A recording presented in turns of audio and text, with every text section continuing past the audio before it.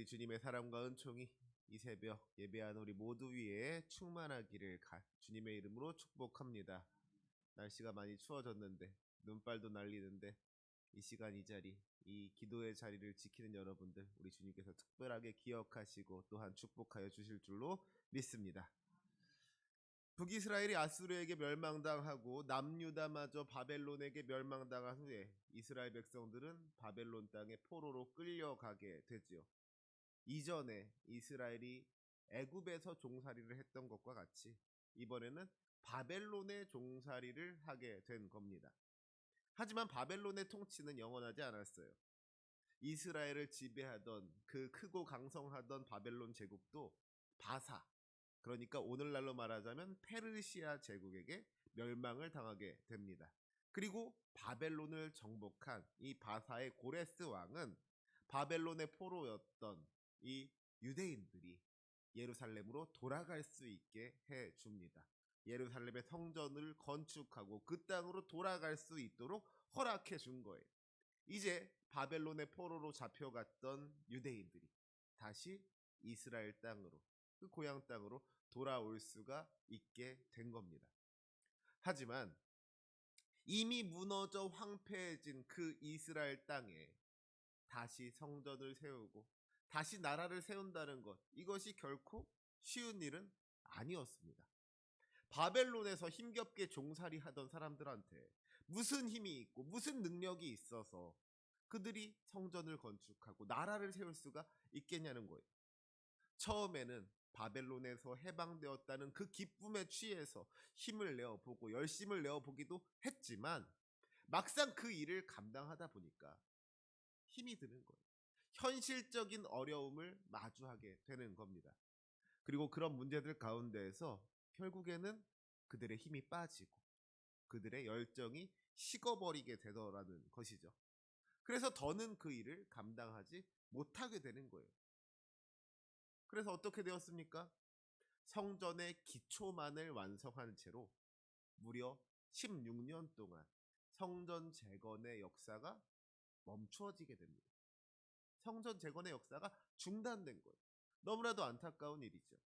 그리고 바로 그때 이스라엘 백성들이 다시 성전을 건축할 수 있도록 그들의 잠들었던 영혼을 깨우기 위하여서 우리 주님께서 선택하신 선지자가 바로 스가랴였습니다.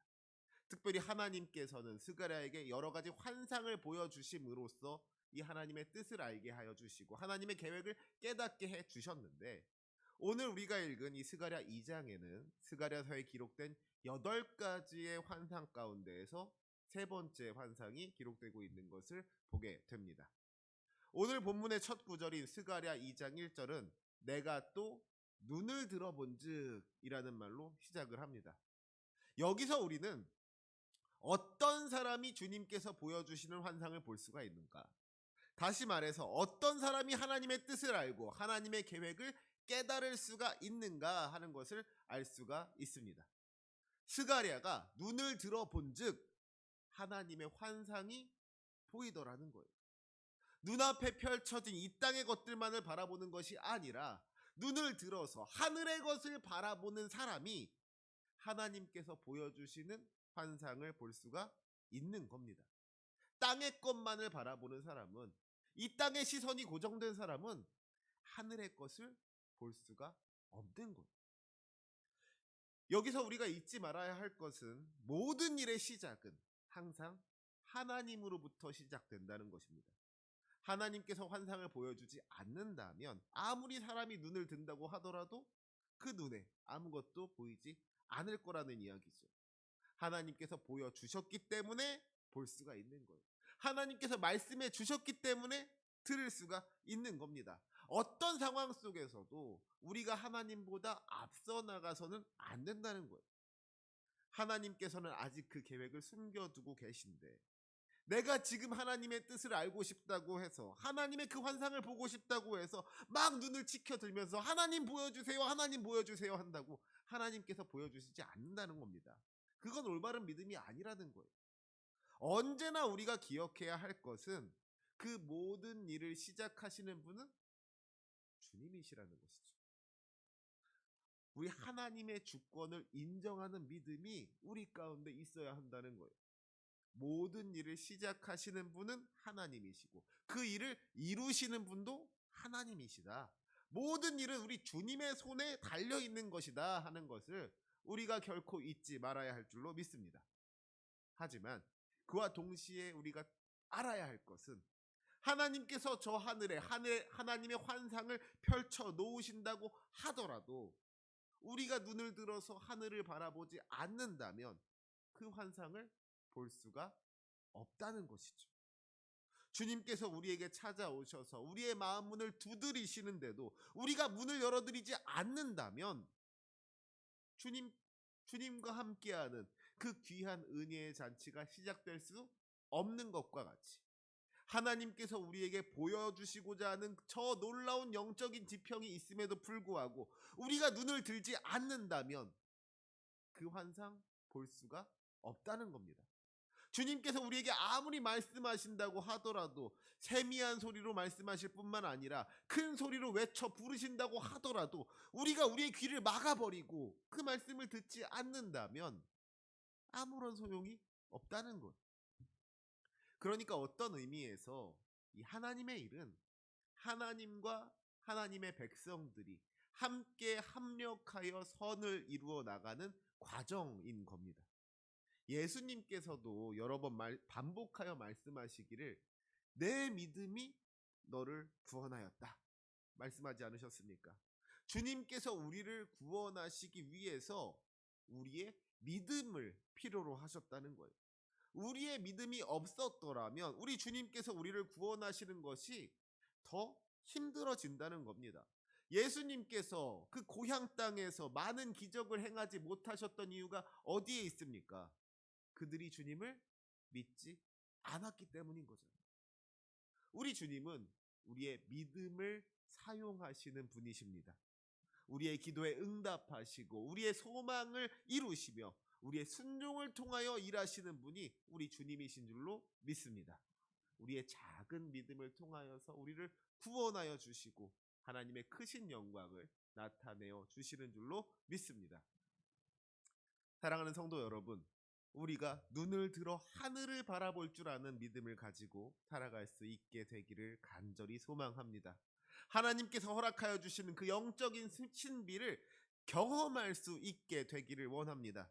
주님께서 우리에게 주님의 뜻을 알려주시고 주님의 계획을 펼쳐주셨음에도 불구하고 우리가 이 땅의 것들의 시선을 빼앗겨서 그것을 바라보지 못하게 된다면, 그리하여 알지 못하고 깨닫지 못하게 된다면 이것이 얼마나 안타까운 일이냐는 것이죠.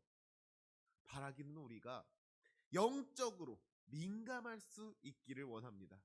주님께서 보여주시는 것을 볼 수 있어야 된다는 거예요. 주님께서 말씀하시는 것을 들을 수 있어야 한다는 겁니다. 주님께서 우리를 찾아오셨을 때에 그 마음 문을 두드리실 때에 그 문을 활짝 열어드릴 수 있어야 한다는 겁니다. 그것이 우리 주님의 뜻을 아는 방법이고 주님의 마음을 품는 방법이며 주님과 함께 할 수 있는 방법인 줄로 믿습니다. 우리가 지금 이 땅에 속하여 살아간다고 할지라도 땅의 것들만을 바라보면 안 된다는 거예요. 눈을 들어 하늘을 바라볼 줄 아는 그 믿음으로 하나님께서 보여주시는 하나님의 나라를 바라보면서 소망 가운데 믿음으로 살아갈 수 있는 저와 여러분이 되시기를 주님의 이름으로 축복합니다. 그래서 이렇게 스가랴가 눈을 들었을 때 무엇을 보게 되었느냐? 한 사람이 측량줄을 그의 손에 잡았기로 그랬습니다. 스가랴가 측량줄을 잡은 사람을 봤다는 거예요. 여러분, 측량줄이라는 것이 무엇입니까? 말 그대로 어떤 사물의 물건의 길이나 너비를 측정하는 것이 측량줄인 겁니다. 그러니까 말하자면 줄자 같은 거예요. 그런데 이 사람이 그 측량줄을 가지고서 재려고 하는 것이 무엇이었느냐? 2절 말씀에 보니까 그가 예루살렘을 측량하여 그 너비와 길이를 보고자 하노라 하고 말하는 것을 보게 됩니다. 지금 이 사람이 예루살렘의 크기가 어떠한지를 측량하려고 했다는 거예요. 그러면 이 사람이 예루살렘을 측량하는 이유가 어디에 있겠습니까? 그냥 궁금해서 그런 거예요? 아니죠. 예루살렘을 측량하고서 그 측량한 것을 기반으로 예루살렘 성을 설계하려고 한 겁니다. 그 측량한 것을 바탕으로 예루살렘 성을 세우려고 한 거예요. 이제 앞으로 예루살렘 성이 회복되어야 할 것인데, 새롭게 세워질 예루살렘 성이 어떤 크기가 되고 어떤 모양이 되어야 할 것인지를 알기 위해서 이 사람이 측량줄을 가지고 예루살렘으로 가더라는 겁니다. 그런데 바로 그때 한 천사가 나타나서 그를 맞이하며 하는 말이 무엇이냐? 우리 4절 말씀 함께 읽도록 하겠습니다. 스가랴 2장 4절의 말씀 함께 읽겠습니다. 이르되 너는 달려가서 그 소년에게 말하여 이르기를 예루살렘은 그 가운데 사람과 가축이 많음으로 성곽 없는 성읍이 될 것이라 하라. 아멘.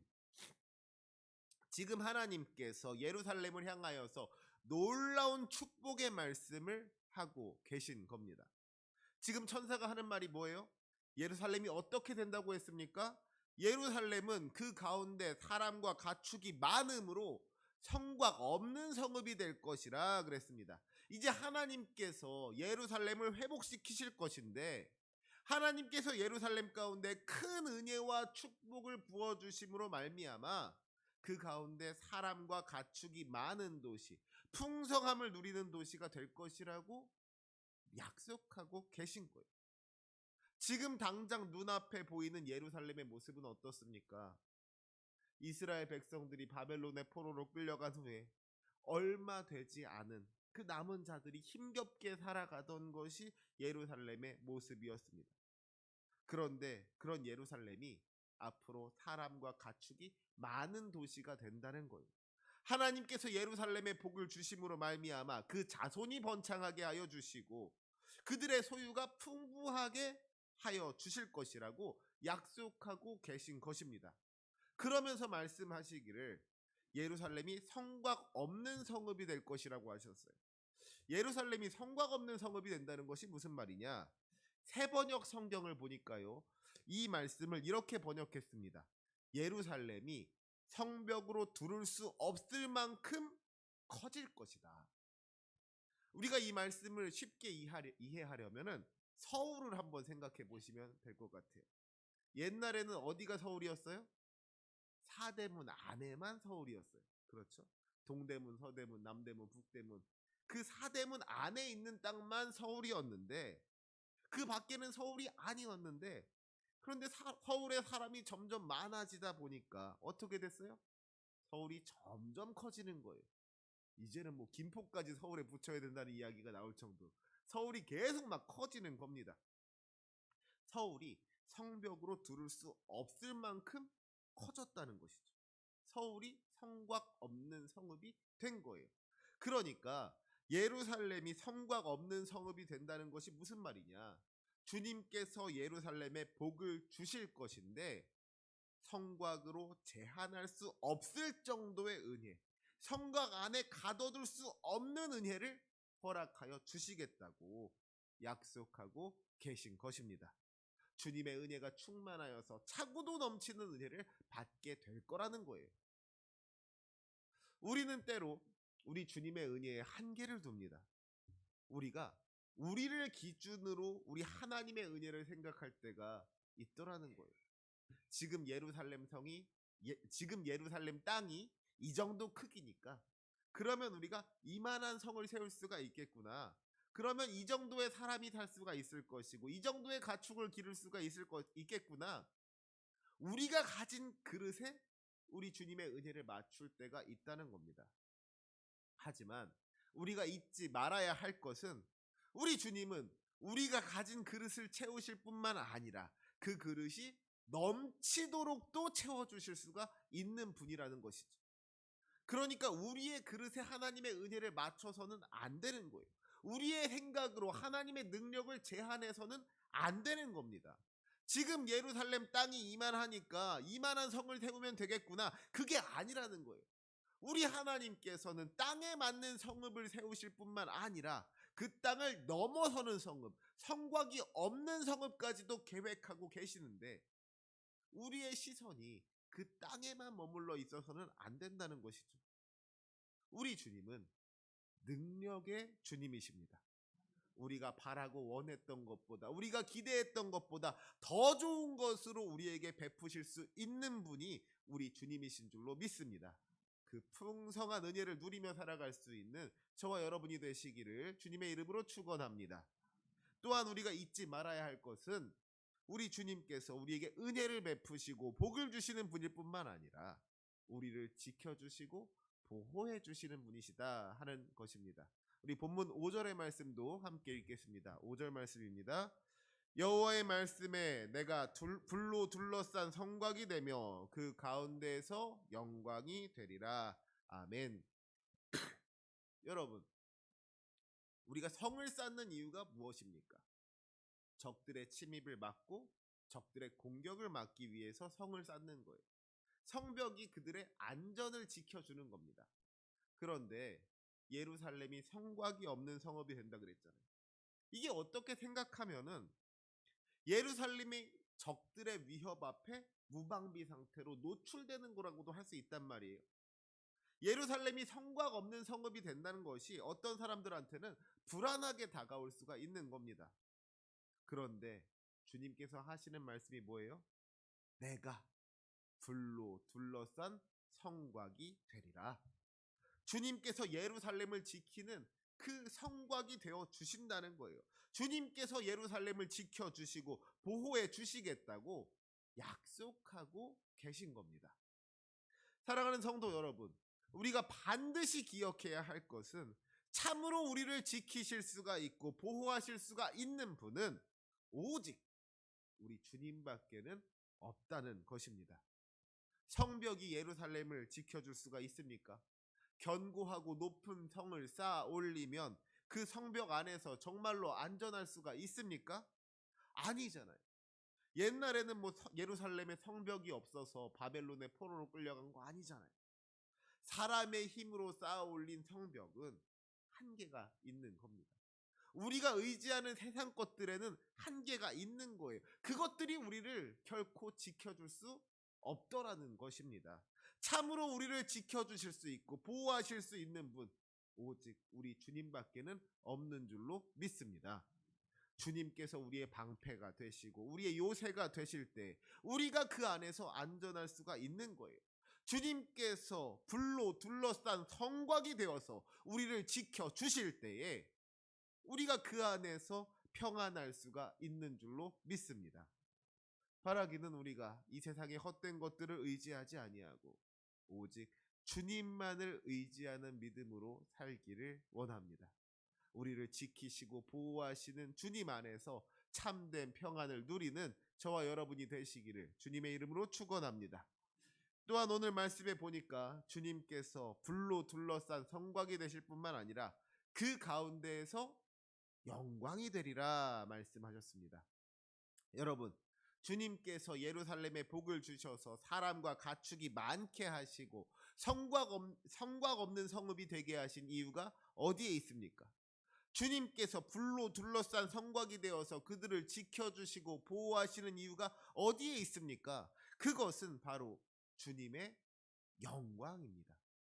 하나님께서 하나님의 백성에게 복 주시고 하나님의 백성을 지키시고 하나님의 백성을 구원하시는 이유는 그 모든 것을 통하여서 우리 주님께서 영광 받으시기 위함이라는 것이죠. 주님의 은혜를 경험한 사람들은 마땅히 그 은혜를 베푸신 주님께 감사와 영광을 돌려야만 하는 겁니다. 받은 은혜에 감사하며 우리 주님을 찬양하고 주님께 영광 돌려야 된다는 거예요. 사랑하는 성도 여러분, 때로는 우리의 현실이 참 힘겹게 느껴질 때가 있습니다. 우리의 현실이 무너져 황폐해진 예루살렘과 같이 느껴질 수가 있다는 것이죠.